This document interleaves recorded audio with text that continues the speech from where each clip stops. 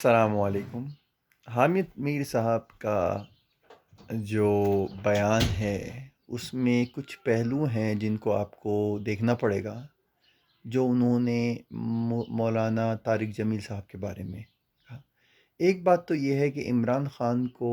اتنا نیک اور پارسا کہا جائے اور ان کو کسی بھی فلاء سے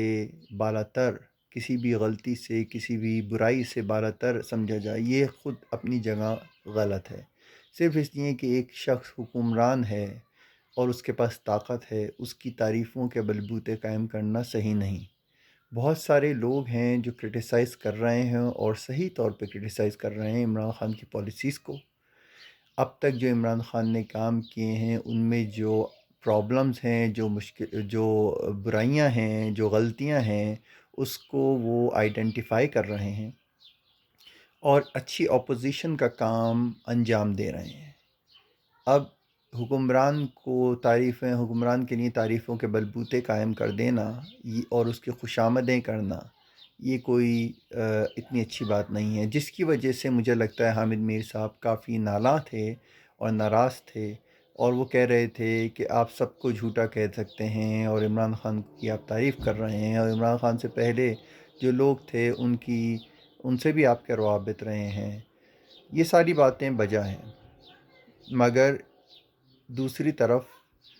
مولانا طارق جمیل صاحب نے جو گناہ گار ہوں اور گناہ گار ہم لوگ ہیں، ہم لوگ جھوٹے ہیں کہا، وہ غالباً اس لیے کہا کہ ہم سب سے ہی خطائیں ہوتی ہیں، سب سے ہی غلطیاں ہوتی ہیں، اور ہم سب ہی غلطیوں کے انسان تو سارے ہی انسان غلطی کے پتلے ہیں۔ بہرحال ایک بات جو حامد میر صاحب نے کہی اور وہ لے کر آئے کہ مفتی ظفر ولی صاحب آپ کے بارے میں کیا کہتے ہیں، یہ بات مجھے اچھی نہیں لگی، اور اس کی وجہ یہ ہے کہ فلاں نے کچھ کہا اور فلاں نے کچھ کہا، یہ کوئی اچھی بات نہیں ہے۔ اگر مفتی ظفر ولی صاحب مولانا طارق جمیل صاحب کے بارے میں کچھ کہتے ہیں تو وہ اور دوسرے علماء کے بارے میں بھی بہت کچھ کہتے ہیں۔ مفتی ظفر ولی صاحب کا جو پوائنٹ آف ویو ہے اور جو ان کی تنقید ہے، وہ بہت سارے اور علماء بھی ہیں جو اس کے نشانے پر ہیں۔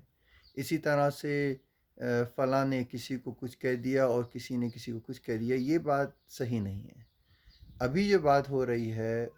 وہ یہ تھی کہ مولانا طارق جمیل صاحب نے پوری قوم کو اگر کچھ کہا یا میڈیا کو کچھ کہا تو اس تک ہی رہنا چاہیے، اور اس کی بھی میں نے آپ لوگوں کو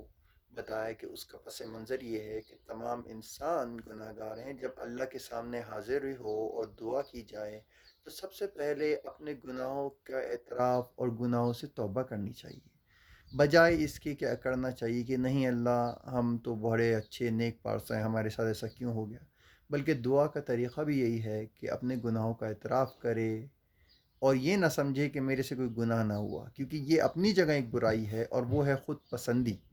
جس کے اندر خود پسندی ہے وہ سمجھتا ہے کہ اس کے اندر کوئی برائی نہیں، وہ تو بالکل ہی فرشتہ نما ہے، یہ بھی اپنی جگہ ایک برائی ہے۔ تو اگر انسان اپنے گناہوں کا اعتراف کرے، اللہ سے توبہ کرے، حضور صلی اللہ علیہ وسلم کے اوپر صلاۃ و سلام بھیجے، یہ ہے طریقہ جو ہمیشہ سے چلتا آیا ہے، بزرگوں نے بتایا ہے، اور وہی بات طارق جمیل صاحب نے کہی۔ مگر جو حامد میر صاحب کی کرٹیسزم تھی، وہ اس معاملے میں وہ بھی کچھ وزن رکھتے ہیں کہ بھائی حکمرانوں کو، خاص طور پہ عمران خان صاحب کو، جن سے بہت سارے لوگوں نے ان کی پالیسیز کو آئیڈینٹیفائی کیا ہے کہ جو پالیسیز جو ہیں وہ کمزور ہیں، اور عمران خان صاحب اپنی جو بات انہوں نے کہی تھی الیکشن سے پہلے، ان باتوں پہ وہ ابھی تک عمل نہیں کر سکے۔ کچھ چیزوں پہ انہوں نے یو ٹرن بھی لیا اور خود نے ایکسیپٹ کیا کہ یہ بڑے لیڈر کی پہچان ہے۔ تو ان سب باتوں کو